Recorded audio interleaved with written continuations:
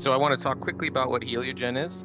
We have a website, www.heliogen.com. But the technology that Heliogen is focused on is concentrated solar power, not PV or photovoltaics. And PV is kind of like the panels that you see on people's houses. They can also be like utility scale PV, in which there's several 100,000 of these panels arranged on the ground. But this is not that. This is mirrors that are reflecting sunlight onto a concentrated point. And if you look at this picture here, you can see all those rows of mirrors, and they're pointing towards one single point in the middle. This is kind of called a power tower design. So all those mirrors point and focus the sunlight's energy onto that single point, and that single point gets very hot.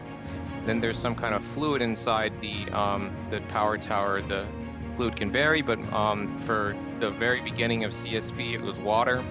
And the water gets hot, makes steam. You can turn that into electricity, and then you can kind of repeat the cycle over and over again. So that's concentrated solar power.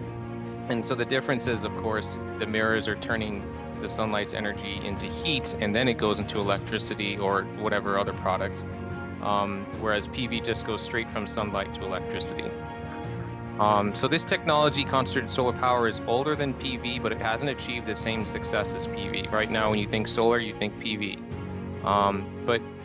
So one of the things that Heliogen, or a couple of things that Heliogen is doing that's different for this is smaller, more modular plants. So this picture actually is of a big utility scale plant in Nevada, I think it is. But Heliogen's approach is going to be, instead of these huge, massive facilities that are very capital intensive, they're going to be smaller and more modular. One of the big advancements, technology advantages that Heliogen has is this computer vision software. So the mirror, as the sun changes position or clouds cover the sun or something like that, you need to constantly readjust each of these mirrors. That's a very painstaking task to do manually. So there's an automated way to do that, and that's part of Heliogen's patent. An automated closed loop system that basically adjusts the heliostats to point at the tower. Sounds pretty simple, but it's actually a very, very complex problem in the world of solar. And the focus is on delivering energy 24/7. And this is one of the strengths of concentrated solar power, rather than just during the day. So PV, of course, generates during the day, and the technology for storing electricity when the sun goes down is still really expensive and not cost efficient yet. So that's where we think CSP can make a difference, because it stores the energy in the form of heat. So that's quickly about Heliogen. It's a company that's kind of branded as this climate tech brand of companies. Climate tech companies are basically trying to solve or create innovative solutions to climate change. And so that's what our company is focused on through concentrated solar power. And what I do for Heliogen, sorry, the font got changed on this slide, but my job is a simulation optimization engineer, and I develop models of our quote-unquote sunlight refineries, which is just another way of saying the solar power plants that are capable of simulating transients. And so what are transients? Transients means that behavior that changes with time. And so the weather, and one of the big things in solar is that the weather isn't constant. There's clouds passing overhead, the sun's moving, there's different weather at different times of the year. So understanding how the plant performs in off-design conditions is very important, because if you just base your plant on the hottest day in the summer and expect it to perform like that year-round, you're going to be really disappointed. So some of the skills required to do this, programming, and this is in a language called Modelica that's specifically designed for the solution of differential equations, which I'll talk about later. Thermodynamics, fluids, control theory, which is basically not only what equipment you have out there, but how are you going to control that equipment? What is each piece of equipment going to do? All kinds of math. And again, to solve these systems of differential equations, it's linear algebra and differential equations as well. Process engineering is it's a subset of chemical engineering, I guess. And it's the art of putting components together to achieve a specific purpose. System design and management is the program that I picked up at MIT, or the specialty that I picked up at MIT. And that's more about not only having the technical skills to put hardware together, but then also understanding how these systems operate when people interact with them. And not just treating plants as if they're just pieces of equipment, that's it. There's people involved, there's people controlling things. So how do you get the people and the hardware to work correctly rather than just looking at the hardware alone, and you could miss a lot of stuff that way. And then lastly, chemical engineering, which is my bachelor's degree.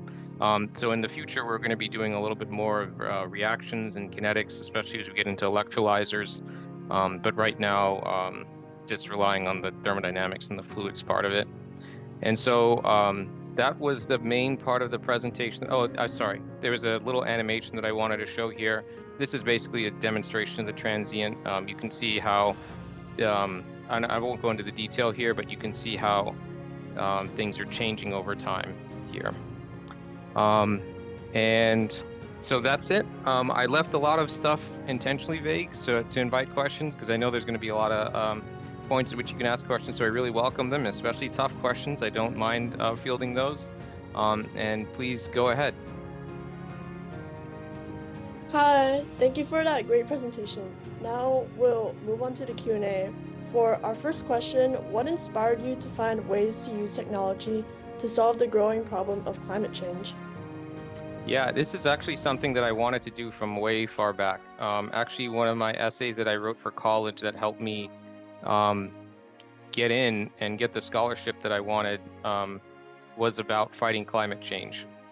And so I really wanted to find a solution to climate change that made sense, that wasn't just based on ideological positions, but also based on a realistic way of countering climate change. So I really wanted to learn about not only how to make not just the technology, but the people work with the technology as well. That's been a guiding principle, I guess, across my career.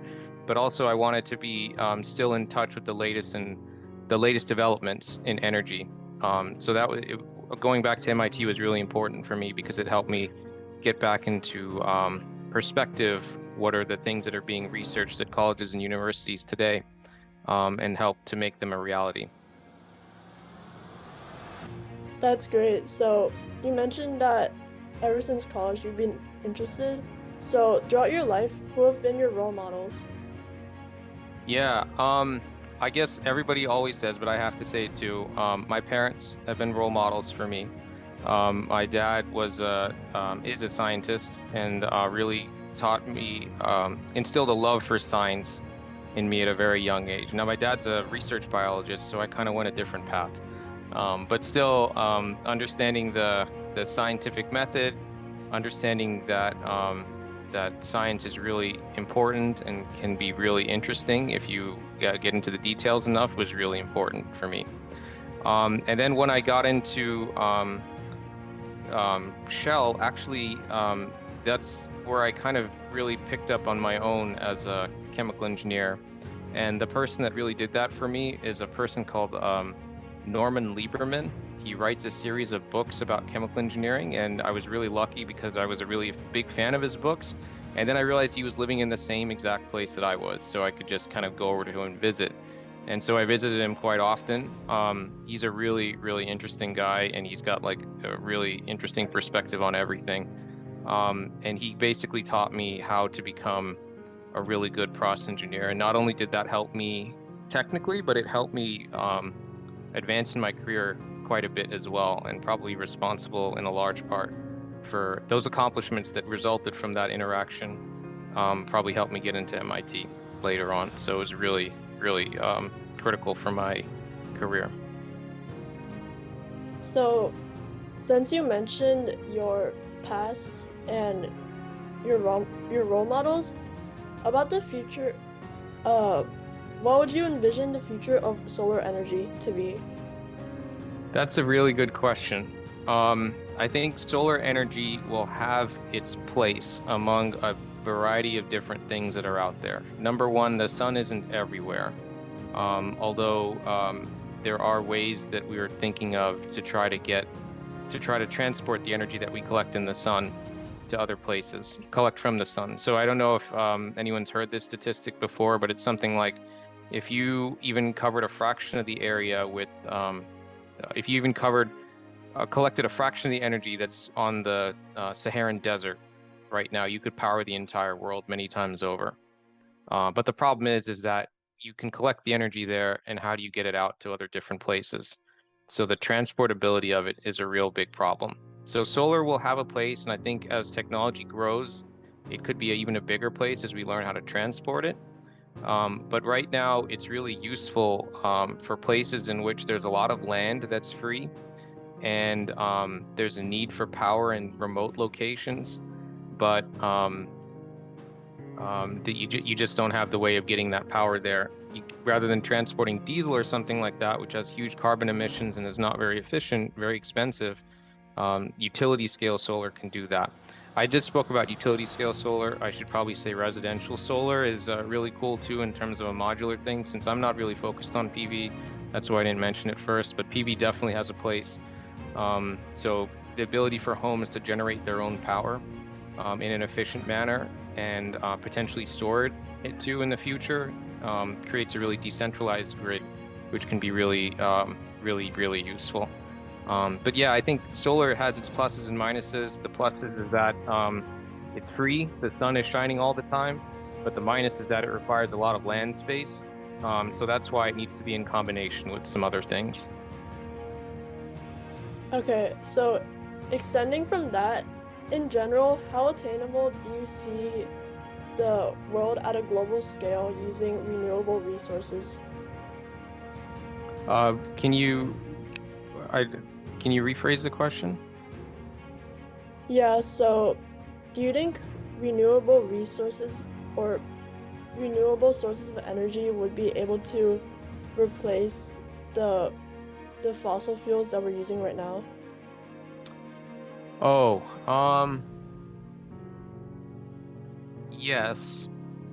Yes, well, it's a question of is the technology out there? And I think the technology is potentially out there to do that. The question is it cost effective right now to do so? And unfortunately, it's not always cost effective to do that yet.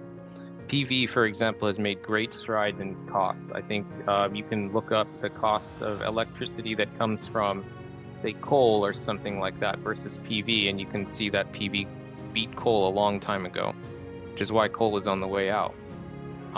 However, PV can only really do that during the daytime, and it's not really unlike coal, which you can always count on it to deliver a set amount all the time. But if you have the coal, you'll make the energy. You can't always guarantee the sun to be out. So that's the same problem with solar and wind.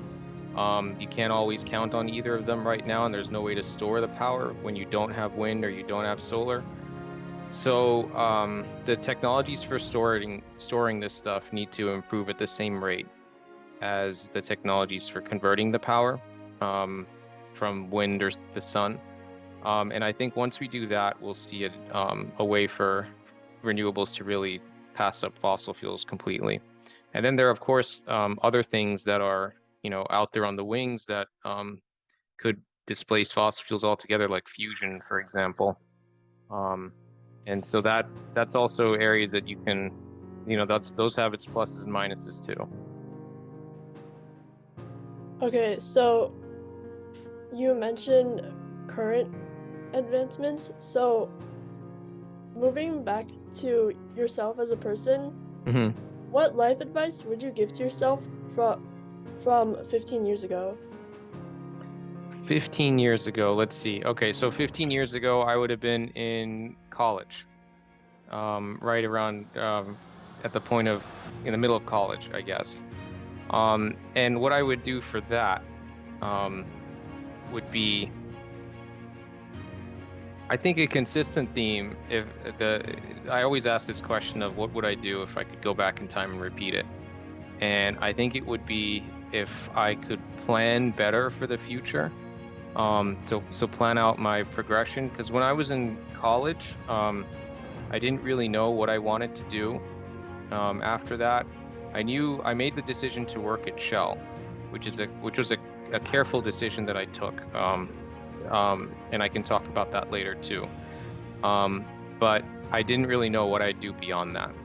And so when I got in Shell, it took me a long time to figure out what I wanted to do after that. So I came up with the plan as I went, which there are some pluses to. But if I had exposed myself to more things in the beginning itself and understood and created like a roadmap for my life and where I wanted to go at certain times, didn't have to be really strict. It doesn't have to be like, oh, I want to go here by in 2022 and I want to go here by 2023. And if I don't hit any one of these milestones in my life, it's failure. Not like that. But it's more like if I want to go and achieve these general objectives that I have in my life, what is the direction I need to be on to get there as as reasonably fast as possible. And knowing that, part of learning is making mistakes over time too. So it's also just putting yourself in the position of building experience that can be useful later. So that's the thing that I would give myself advice about is that create a plan for myself in the future that lets me do the things that I want to do, and helps me build the experiences that will be continuously useful over time. That like I keep building on experiences over time and don't have to reset and go to something different and start from ground zero again. So it's all about being efficient with time, I guess.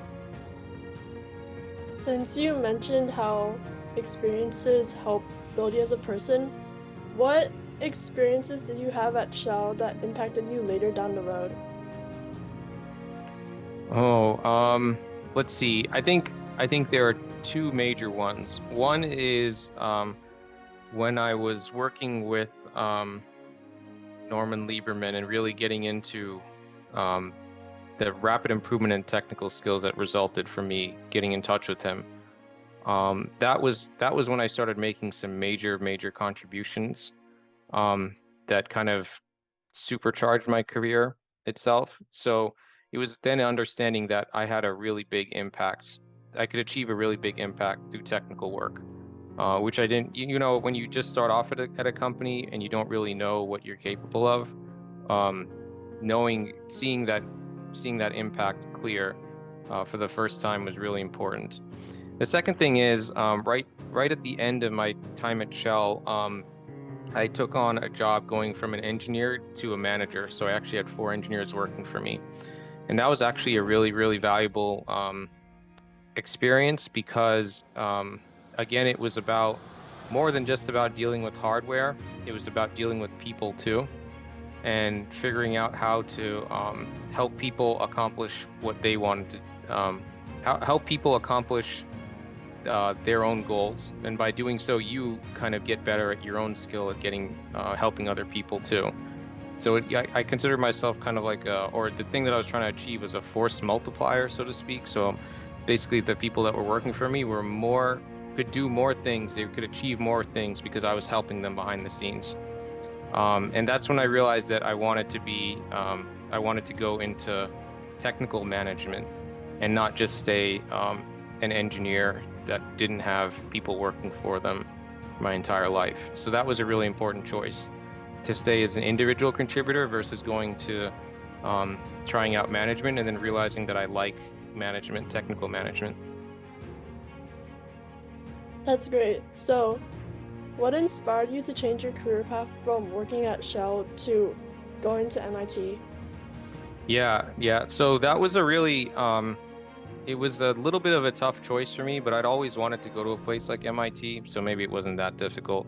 But I think what was difficult about it was that nobody else within Shell, where I was working, was really interested in technical management specifically. It was always seen as you start off as a technical manager and then you become a general manager and you become like you don't really get involved in the details anymore, and you're just involved at a very high level. And you're in meetings all day. You're not really doing much technical work, and that really didn't appeal to me. But the idea, again, like I said before, the idea of just doing technical work all the time didn't appeal to me either. Um, and the other thing so MIT's program helped me cover that because it's a program for technical people that want to become technical managers. And then the other thing that I really grew a sense for at Shell was that doing projects and doing technical work and making improvements to the refinery was really complicated. And frequently it would be way over budget, way delayed on schedule, and most of the time it wouldn't deliver the things that um, the things that the project was supposed to deliver. And this is a common theme basically in a lot of engineering work that anytime that people try to do big complicated projects, they always mess up, they screw up. So I was really frustrated with that.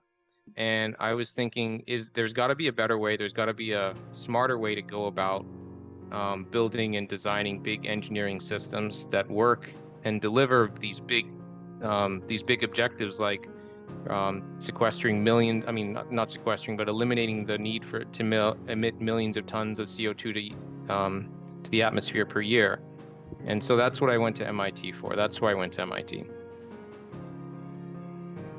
Okay, so thanks for talking about your journey to MIT. So, also, in general, when did you realize and how did you realize your passion for sustainable energy? I actually, even though I was, so when you look at Shell, you think multinational oil company, right? And it's kind of like in the opposite direction of sustainable energy. But the reason why I started working there first is because it's a um, it was a really good place for me to learn my chemical engineering skills. So I became really good at chemical and process engineering through that environment because there's things in a refinery or chemical plant that are on a scale that you just can't imagine. You just can't work with unless you go up and touch them. So things like the turbines that are turning at 30,000 horsepower, temperatures that are reaching, 1,500 degrees Fahrenheit, and then as cold as negative 300 degrees Fahrenheit. You just don't see that in other places. And so interacting with these kinds of things really kind of gives you an understanding. I didn't really understand chemical engineering, I'll be honest. Even after I graduated college, in retrospect, I really only picked it up once I was working with the equipment at the refinery and learned how, oh, this is how that chemical engineering principle actually works. And even though I was just writing out variables and symbols and equations before in college, now this is how this actually works in real life. So, let's see where I was, where was I going with this? At Shell, since the very beginning, I was learning how to become a good process engineer, and then I was trying to find out ways of reducing emissions within the refinery itself. And that's actually where a lot of my accomplishments came from. It was reducing emissions. But I wanted more and more and more all the time. I wanted to reduce emissions even further. And so in order to do that, it started off with small projects and then slightly bigger projects. And then I wanted to do big, big projects to reduce that. But those are the ones that were very difficult to get approval for and to get working because people were very afraid of the idea of big projects.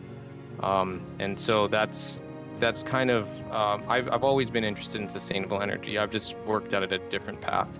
Um, the reason why I started working at Shell was I wanted to go to the source of where all these emissions were and see if there was a way to actually control them.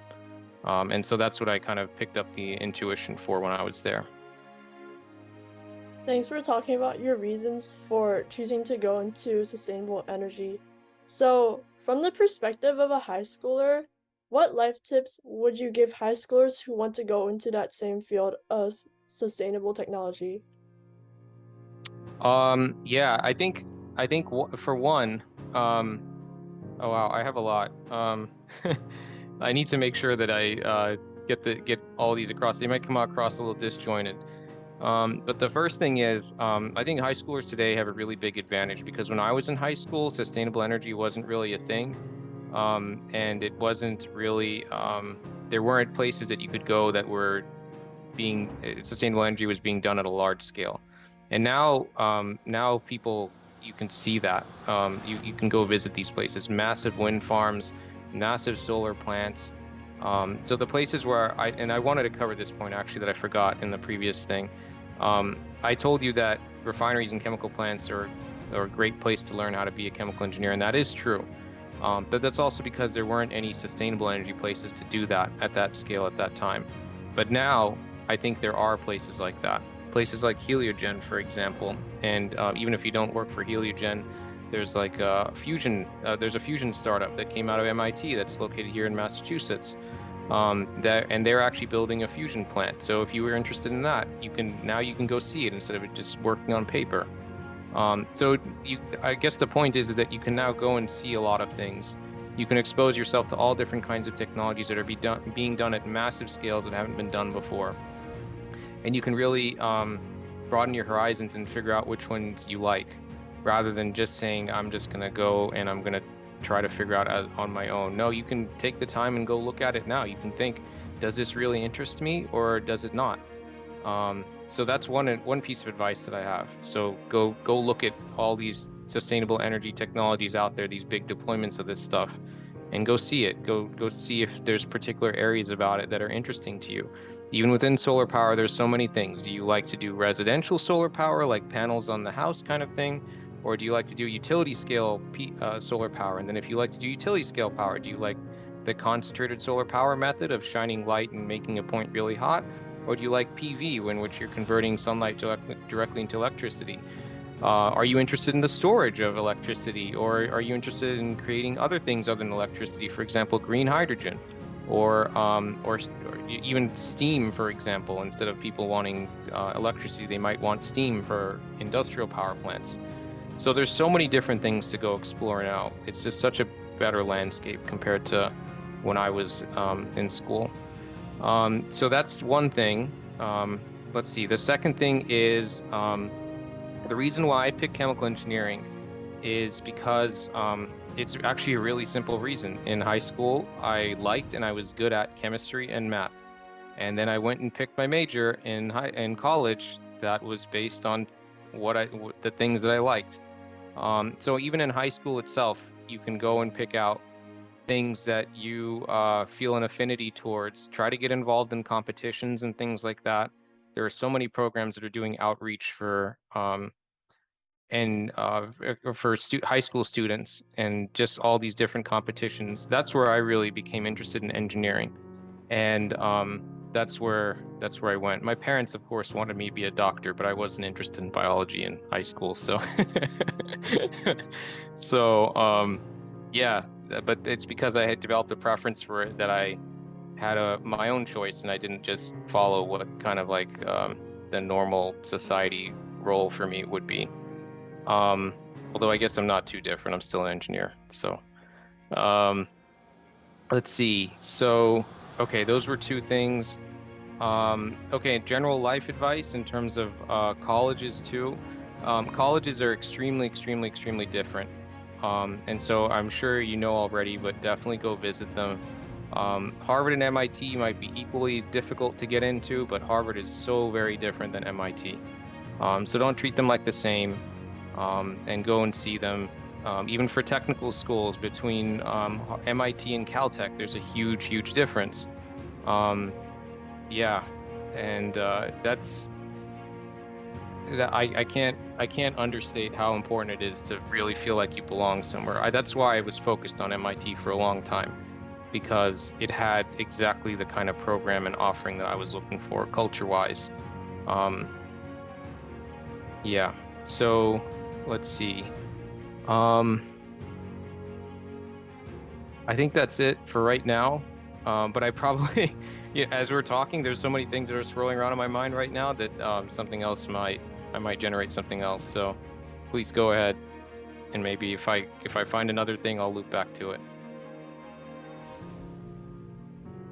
Okay, thank you so much. I believe those were all of our questions.